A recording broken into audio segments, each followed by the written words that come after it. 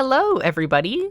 It's Heather Alexandra, and today we are going to play Brutal. This is a roguelike, sort of roguelite hack and slash dungeon crawler by Stormcloud Games. You can play as a ranger, a mage, and let's see what else we have here.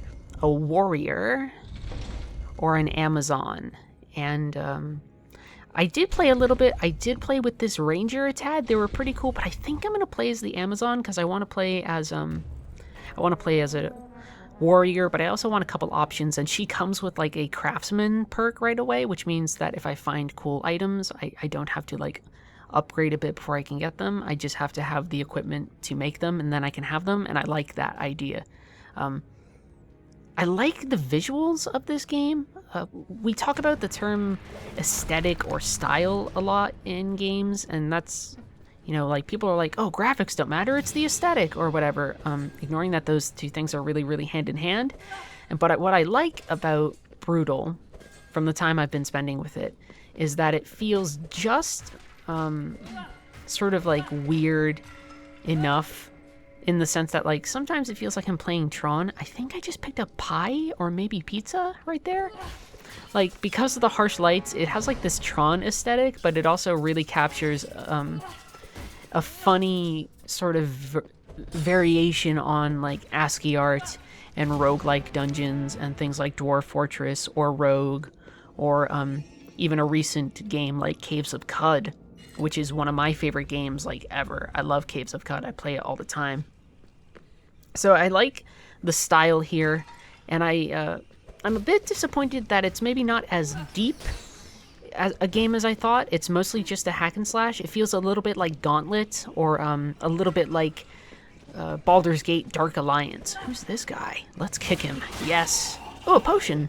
I want that. And so, like, there's a part of me that, you know, going into this and learning about it, oh, that's right, I should tell you about this. This is the map. When you go to the map screen, it goes straight to, like, these awesome, crazy ASCII character stuff, which is a great decision. It's a great design decision, and I'm really glad they put that in there. Just so that you can sort of see, like, here's the game you're playing, and, like, here are the normal graphics, and then, like, if you pull out and you go to that map, you can be like, here's how it would be abstracted if we were playing just using ASCII. And that's really, really cool. What is this? Can I do anything with it? I can kick it and get shocked by magic energy. Okay, Heather, really smooth move there. This game, so I know I just said that it kind of disappointed me by its lack of depth, excuse me. But at the same time, I will say that I didn't know what to expect going into it, and once I started playing it, I've kind of been hooked. I played a long time on my ranger character, got pretty far. I think today I'm not just going to play for a little while, I'm going to play until I die, and we're going to see what stupid thing I do or what horrible situation I get into that causes my wonderful Amazon warrior to die. Maybe it might be something like that, where I accidentally kick a flaming barrel. We will find out. Let's try not to hit this thing right. Okay, I did exactly the opposite of what I meant to do, and I froze myself by kicking a freezing barrel. Let's eat some food. It is pizza! Look at that, it's a pizza slice. My pizza-eating Amazon goddess. Good for her. We're gonna name her... I don't know. I almost said, what, Jayla? I just saw the Star Trek movie. I'm not going to name her after the character in the Star Trek movie. Although that character was pretty cool. And Scotty was great. I love Simon Pegg. That's a bit of a tangent. So let's see what I can do with skill points. Special attacks. All of this is like initial stuff. Archer is really tempting in case I find a bow. And in fact, yeah, I think I'll take Archer. Just in case... I don't know what items I'm going to find, and I want to be able to use as many of them as I can. So if I can find a bow, I would like to be able to craft that bow and use it, which would be really, really super swell. So let's jump around here. Yeah, the game, I didn't know what to expect with Brutal. Maybe I was expecting something like really hardcore because of the name, but it's really accessible and really just sort of... I can kind of imagine myself jumping in and playing this for like an hour if I really am just like, man, I want something that's going to let me unwind. And also the nice thing about this too is there is couch co-op. Filming couch co-op and doing this thing. Oh, I can't jump over the mazes. That's good because it's a maze and that would defeat the purpose of a maze. It has couch co-op and it also has a dungeon creator. Like, it has all these really nice features that I would love to dive into, but recording couch co-op is crazy. And again, I'm a games journalist, so why would I have friends? And why do I say that? That's a silly thing to say. And also, I don't know if you really want to watch me build a dungeon when you can watch me go through a maze and fight like zombies and stuff. That seems far more exciting. But I do like that the game has all of these features. And oh boy, this is a big ass maze. Let's go up towards that upper left corner where I haven't gone yet. Let's see. Let's just go back up there. So let me talk about the idea of roguelike for a second. And for some people, like, the term roguelike, like, they understand it completely because they've played Rogue, or they've played like Dwarf Fortress or other games. And I have a problem with the term roguelike, the same way that I kind of have a problem with the term Metroidvania. I brought that up in the Headlander video, and I don't know if everybody was behind me on that, so I want to kind of explain my reasoning behind that. Oh, first I want to see what the heck this thing is. This is a Goblin Pike. The recipe is DGOV. You'll see what that means. I need to find the right items. Oh, the door's locked, which means there's a monster. Where are they? They're over here. Let's just kick them in the face a couple times with our Amazon strength. Friggin' Wonder Woman up in here. But, okay, let me explain why I don't necessarily like the term roguelike, or I don't like the term Metroidvania. Although, crap, I should heal. What do I have? Oh, let's drink this mysterious potion. Let's make all the reckless decisions right now. A potion of protection. Oh, so it didn't kill me. But that does mean I'm going to have to stuff my face full of these pizza slices. So, I am an Amazon warrior with a potion of protection who kind of runs like it looks like she's running like she's in like one of those ninja animes for a second. At least from the side. And she loves pizza, so, you know, very true to life representation of myself. I run around shoving random pizza into my face. With my arms about like I am Naruto. Okay, so let's jump back, because we're going to grab all these items. A spiked club, that looks fancy as well, but I think maybe...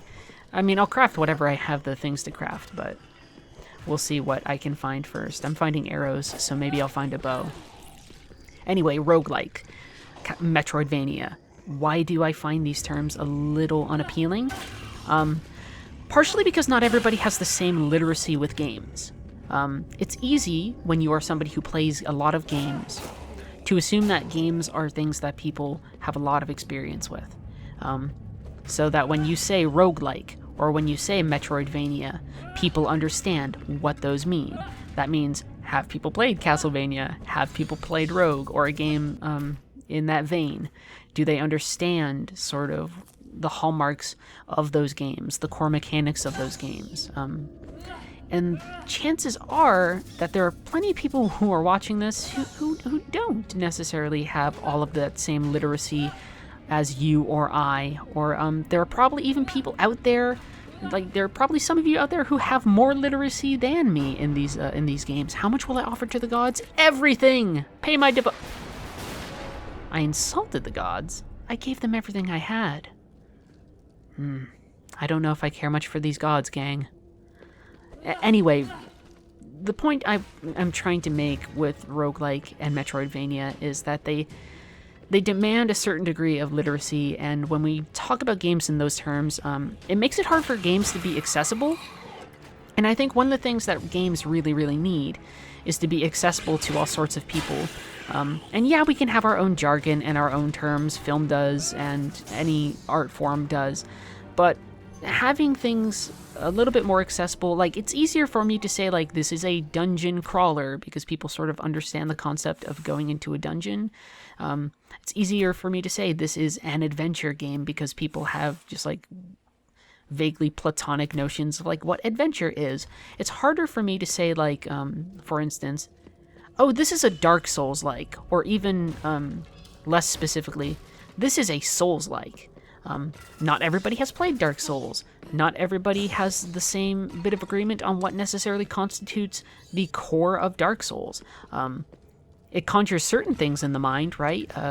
It definitely says something about the way that you handle your experience and progression, which is, oh, a helmet. Even, oh, I love that. Looking like a real Amazon now. Spikes!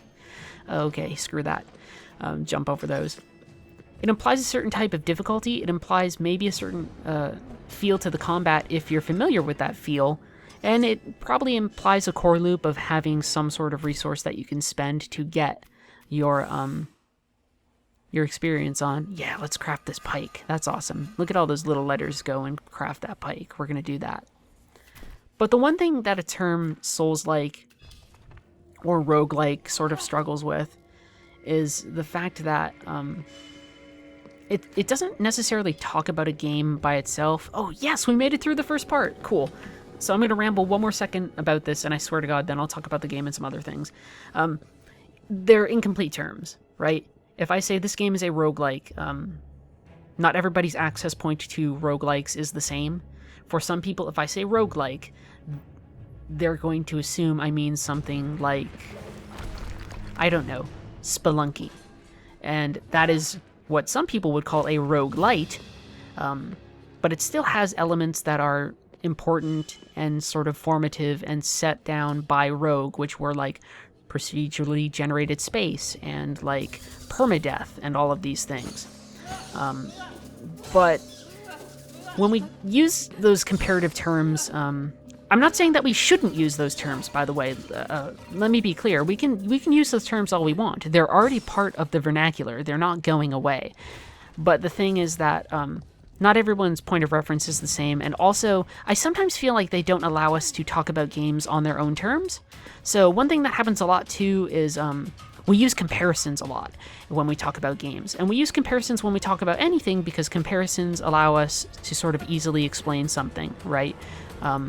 So Titan Souls was a game where you go around and you kill big bosses and you're a little dude with an arrow, and it was a really fun game. I'm going to make another offer to the gods as much as I can. And, oh, this time I have pleased the gods. Awesome, I will get some health. And with Titan Souls, people said like, oh, this is Shadow of the Colossus meets Dark Souls. And that's fine. It sort of helps explain things. I'm going to see what potions we can craft, by the way.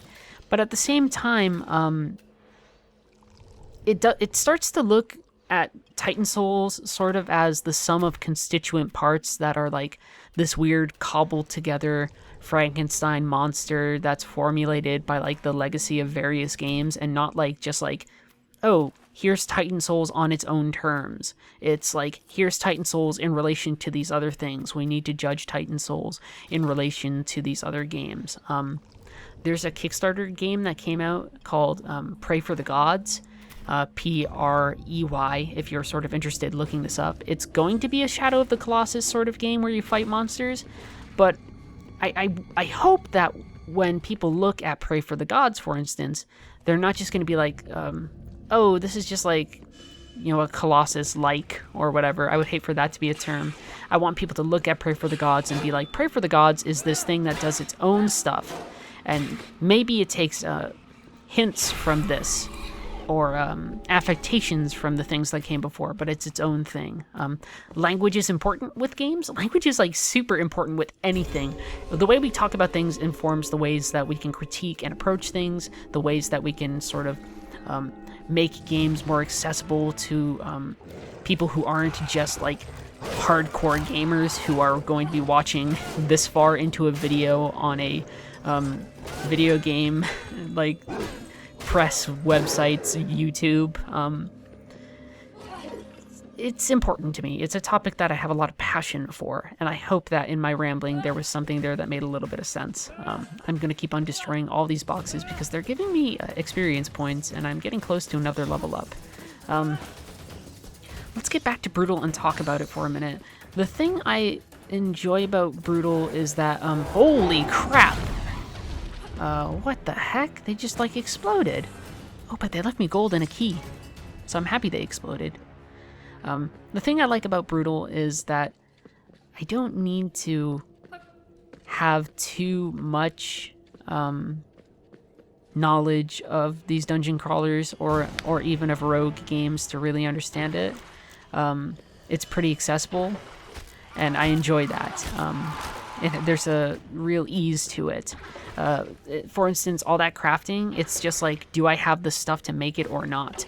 It's not a matter of like, and yeah, I first have to find like the recipes like in the dungeon, but I don't have to like do crazy extended crafting things. I don't need to find like a plethora of reagents and ingredients. I don't need to have certain I mean, I do have to have some points in a skill tree, but I don't have to have like excessive specialization in crafting. I just have to have a skill that says, hey, you can craft now. So like, it's not really a game that's bogged down by a lot of systems. It's not a game that's sort of trying to do too much. Like, this room seems pretty indicative, right? I know I can throw my shield. So let's see what happens here. Okay, yeah. So, like, there's, like, the game was, like, there was enough conveyance there that it was like, I need to hit this target, because I understand it's a big old target. And I hit it, and it let me come over here to open these things. I can't open this chest, I think, so I'm going to leave it for now, but I got a bunch of treasure, right? And it sort of goes back to a little bit what I talked about when I was playing Video Ball, and it's that notion of elegance, although Video Ball handles that very differently. Here, I just want to say, like, simplicity. There's a certain lack of pretense here that I find very enjoyable. Not to say that a game like Caves of Cud is pretentious, but there's a lot more going on under the hood. There's a lot more like perks you have to choose at the beginning and like crazy character customization, and that's tricky, and I think it's just nice to have a game like this where you can jump in and really enjoy it. I'm gonna fall to my death, but I think I can reincarnate once, so I should be okay. We're just gonna get back up and jump across that gap. 1, 2, 3. Okay. Well, that has been Brutal, ladies and gentlemen. I died a hero's death, fighting gravity, and I hope you enjoyed it. That was a bit embarrassing, wasn't it? I don't know the exact release date off the top of my head. I'm kind of playing, but you can pre-order it on PS4 right now. I recommend it. It was a lot of fun. I'm glad you were here. Bye!